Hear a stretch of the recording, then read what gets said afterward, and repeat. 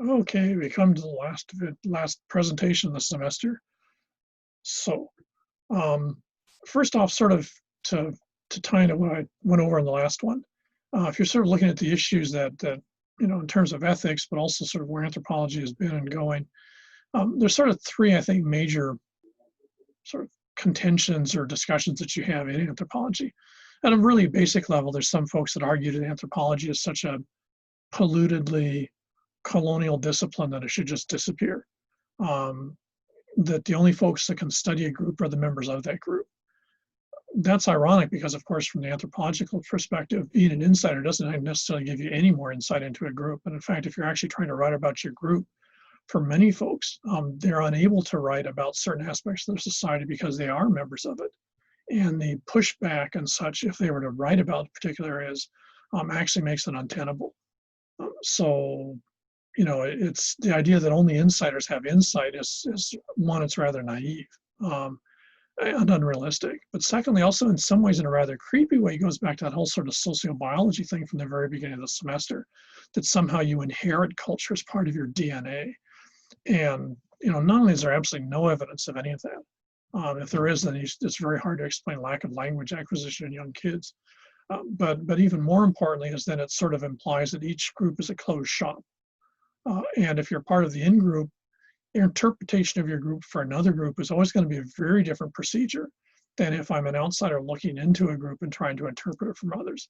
Because as an outsider, I have a different idea of what I don't understand. As an insider, it's going to be very, very different. So again, since it's a really good example of that, think of again of the Mana trance video, the Indonesian one, and think about that if you were from an insider writing about it versus an outsider and how different those accounts would be, and not necessarily mutually logical.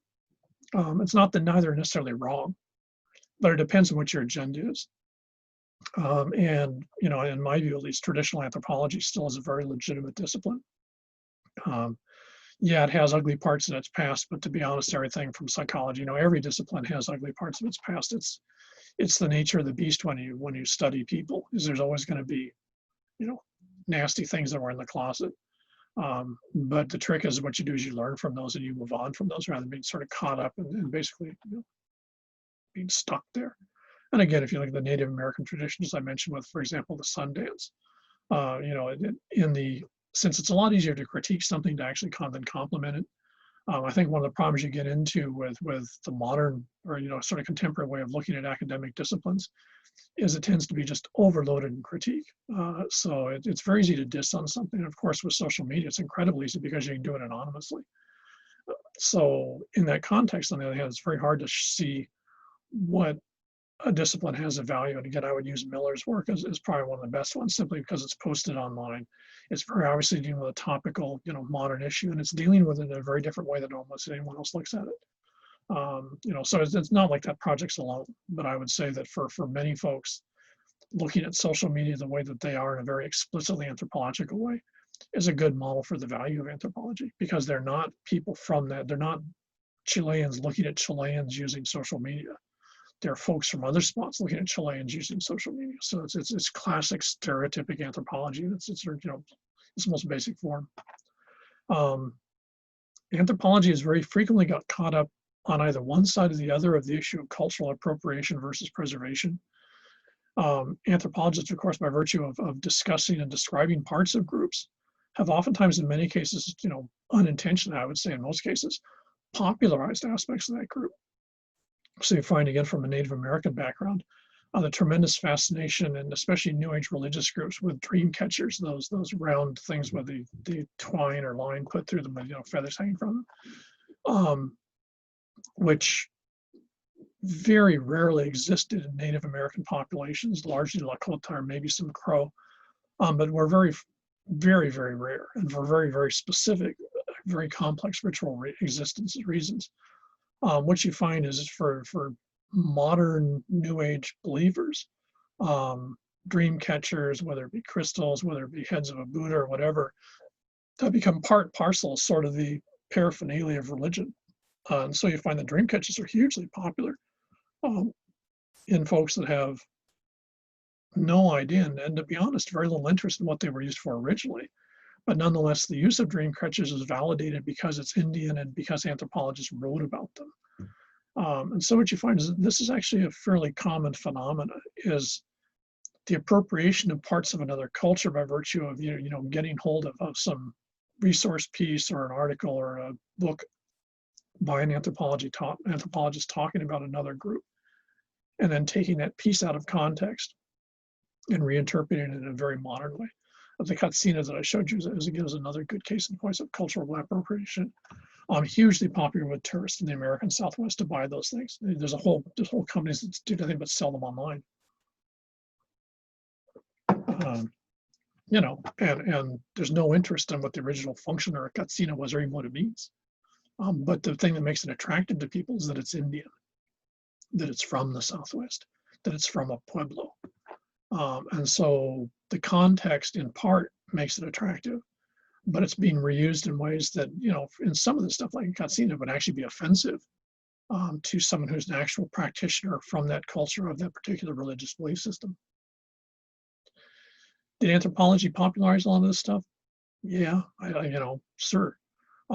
Did it intend to do it for marketing purposes? No, I don't think so. In a few cases, maybe, but most anthropologists, no. Do they have some responsibility for the fact it was popularized?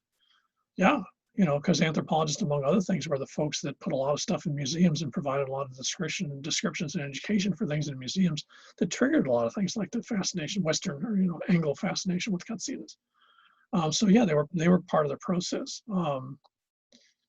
What you do with it then becomes the problem. This is if you work, for example, as my niece does at the Smithsonian Native American Museum in Washington.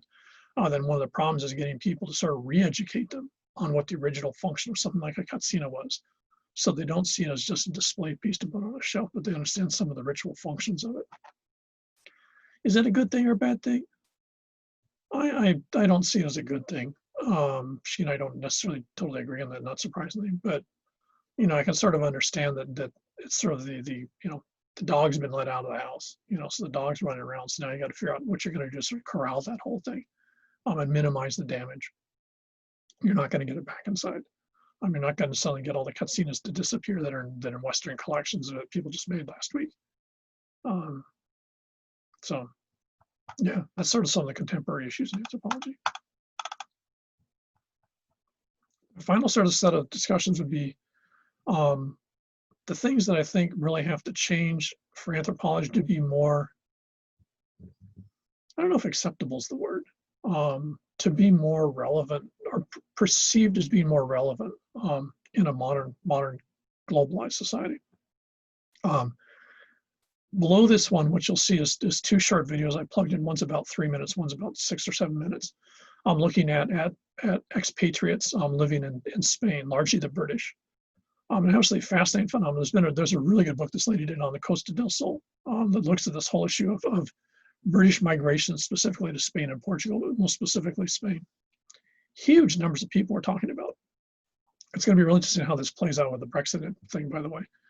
But they're not just the British. There's whole towns of folks that are from Holland, Germany, largely the northern parts of Europe, that move down into Spain and basically take over whole chunks of the place.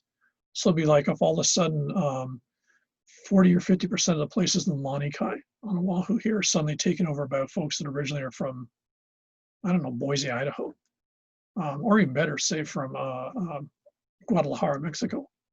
And so what you get is this real strange phenomena of mobility, ethnicity, and wealth. It's very much a part of the world we live in the 2020s. And even COVID is not putting a particular dent in that. And it's sort of interesting because, of course, that just basically is, it only makes sense in many ways from the standpoint of anthropology. And if you watch those two videos, what's really fascinating is the huge majority of those folks that live in Spain don't speak Spanish. They're not bilingual. In fact, the second one, which is, foreigners in Spain or something like that, folks rather casually mention, oh, I send my kids to an English school in a small village in Spain, or I sing in an English choir in Spain. And when you think about it, that's such a weird phenomena, given the fact that rural Spain is seriously rural. It's like what I used to see in Sonora province in Mexico. That's like Hana would be actually pretty sophisticated by by rural European standards. And you can imagine if you suddenly with 40% of the population in Hana is now from, I don't know, Peru, and they speak Spanish, but they don't speak any English or very little English, and no Hawaiian, obviously. And they started to set their own Spanish-speaking schools with Spanish teachers brought in from Peru, and this whole 9 yards where basically you just take Peruvian culture and just plunk it down in someplace else. That's what you see in Spain. It's caused a huge amount of stress for the Spanish. But given the economy is so totally shot, and they're like here, they're entirely dependent on tourism, they've sort of suck up and deal with it. But it's really fascinating, those videos, when you watch them and realize that the people that are moving there, on one hand, they're somewhat aware of what's other relationship with the Spanish, but on the other hand, their attitude is very much, hey, I've got the money, and I've got the will, and I'm here, and just sort of like suck up and deal with it. And all this sort of, in a very sort of dramatic way is very much what anthropologists should be looking at in the 21st century, and then some are, but more need to be knowing this, and that because that makes anthropology more relevant. People that can then look to anthropologists to provide both discussion, examples, and interpretation of why this is happening and how it impacts the different groups. So I think sort of two things have to change. One is you have to get rid of the behavioral science model. I'm sorry, but that means you have to you have to change this program to behavioral studies. The science model, the idea of human laws of behavior, they ain't gonna happen.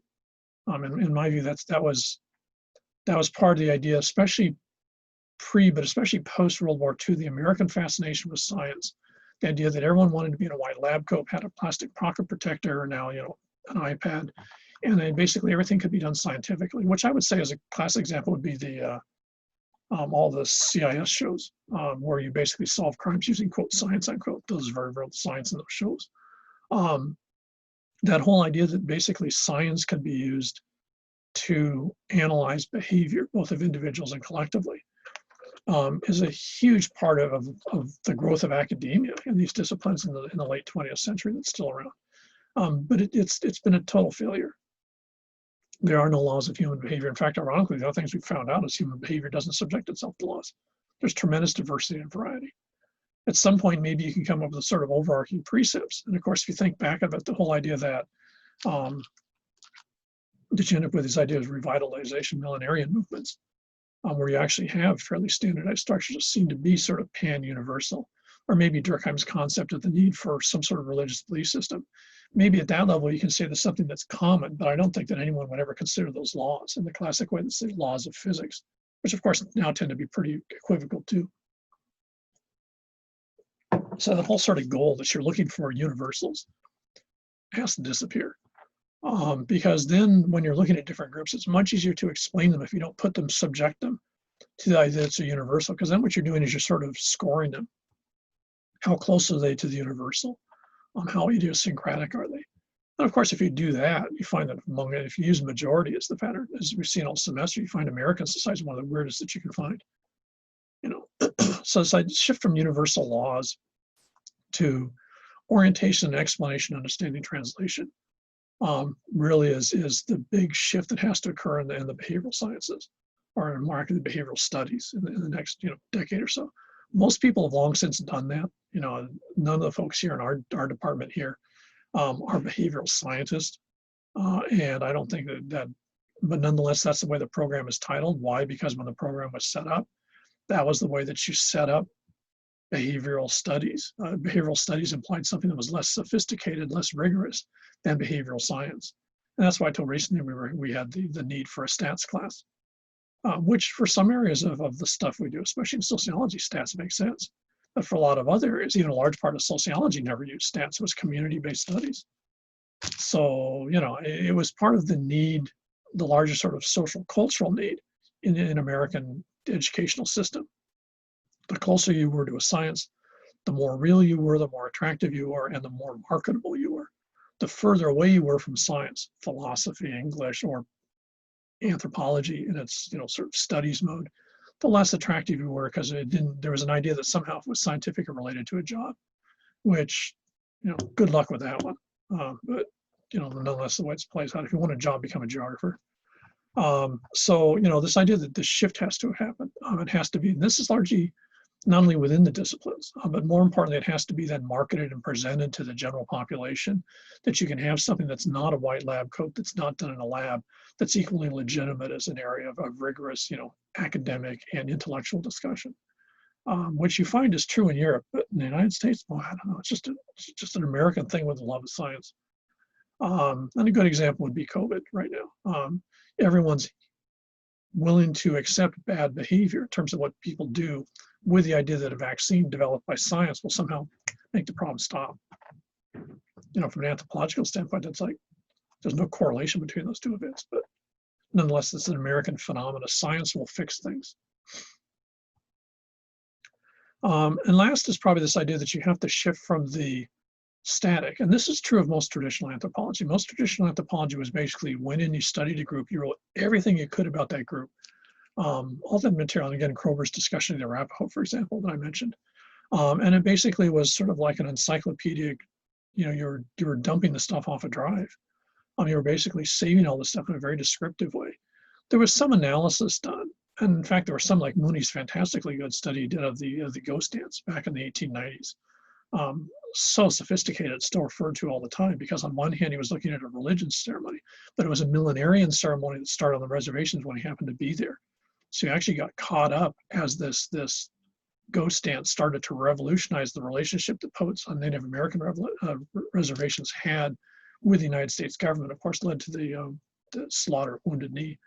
So I mean, he was actually there when there was this huge massacre of Lakota by the U.S. Cavalry, by the U.S. Army, as a result of the government's reaction to the ghost dance. So his was a very, on one hand, it was originally descriptive, how this religion started and what it is, but it got drawn up just by events that he was smart enough to see this, to become a very dynamic discussion, probably one of the best discussions that I've ever seen in written form. It's very captivating, very compelling, that actually talks about what happens when a new religion starts up. How does it motivate people, and how does it put them in a situation where basically end up getting shot? It's a fantastic work if you ever get a chance to read it. James Mooney, Ghost Dance Religion, it's called. There's nothing about that that's peculiar to Native Americans. You could use it with the Waco, Texas cults, the other groups that you see in the United States in the 20th and 21st century. Equally valid, same phenomenon. Of course, it fits perfectly with that whole sort of millenarian discussion we had when I was looking at religions and beliefs. This is where anthropology has to go. And again, Miller's, I know you're tired of hearing it, but Miller's example on his website is a good example of this. You have to look at things as if change is a constant. Cultures are either dealing with change, they're pushing back against change because they want to stay their way, and how that whole process is happening. There could be a fantastic study done of Samoa, for example, in terms of the in American Samoa and Samoa proper, on the discussions of what is their culture and what is their belief value system, and how they're pushing back against changes, both from the outside world, but also from Samoans that have lived in New Zealand or Hawaii or California coming back, or trying to get, Mom, why can't you understand this is da da da da da da. And that whole process, because you have to remember, sometimes change is something that people just are absolutely totally opposed to, but in standing still, if the world's moving on, they're actually changing. The minute that you make something, you can't change this, you have changed its relationship with everything else around it, because you made it an immovable object. And so the reality that anthropology, actually, by virtue of what we study, is superbly suited to look at the issues of dynamic change, especially collective change, and the resistances to change, or how people decide what to change and what not to change. What do we got to keep? What can we give up?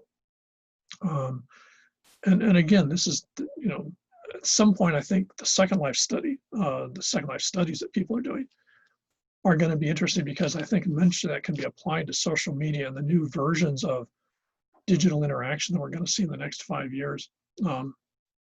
And I think, again, you're looking at these kinds of constant dynamic changes. How's American society changing with the huge dominance of digital media? And what parts aren't changing and why? Catfishing, for example, is on one hand a change, but the idea that you want to have a relationship with a real person isn't. So, that's a very good example of something that could just be an incredibly attractive piece of anthropological research. So I think the discipline has huge potential.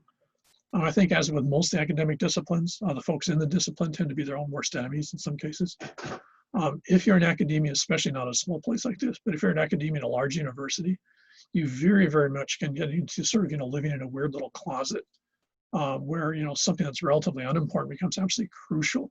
And the larger sort of discussions of why people should listen to you becomes sort of lost, in your sort of day-to-day, intellectual world.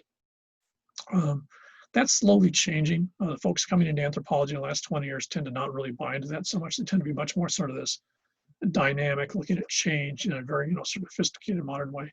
And that's going to eventually, shift out. And I think, anthropology slowly, not reinventing itself necessarily, but slowly moving to a much more useful, I think in lack of a sort of brutal way, useful intellectual, package that I think is a discipline. Gives really big potential. I think folks going into anthropology 20 or 30 years ago really had to sort of swim upstream against what you might call the old way of doing stuff. I think folks coming into anthropology, like say you guys might now, I think now it's really an attractive discipline. There's a tremendous amount of validity and utility in what anthropologists are looking at in terms of explaining things that people are having trouble with or just don't understand. And especially when you realize that globalization on one hand is in front of us, but so much of it is incredibly superficial. You're not going to learn much about Japanese society by watching YouTube videos. You can learn little bits of it, and there's some really entertaining ones that I use, for example, in my Asian class. But it's not the same as understanding Japanese by virtue of actually being embedded in that group and working with that group. And I think one of the problems with social media and just sort of the digital world in general is it makes access to the rest of the world so simple, but the entire world ends up in 30-second sound bites. And of course, you guys don't live in 30-second sound bites, nor does everyone else. And I think that's one of the huge gifts that anthropology has that the next group of anthropologists, hopefully including you guys, will do. And that's basically to get people to understand the complexity of the world we live in, rather than sort of seen as being a superficially similar phenomenon, which hopefully this semester you guys realized it's not. So with that, I'm going to sign off, and it seems like it's a good way to finish everything. So have a good end of the semester, and we'll see you guys, whenever's. Hopefully next semester will be a little more stabled out.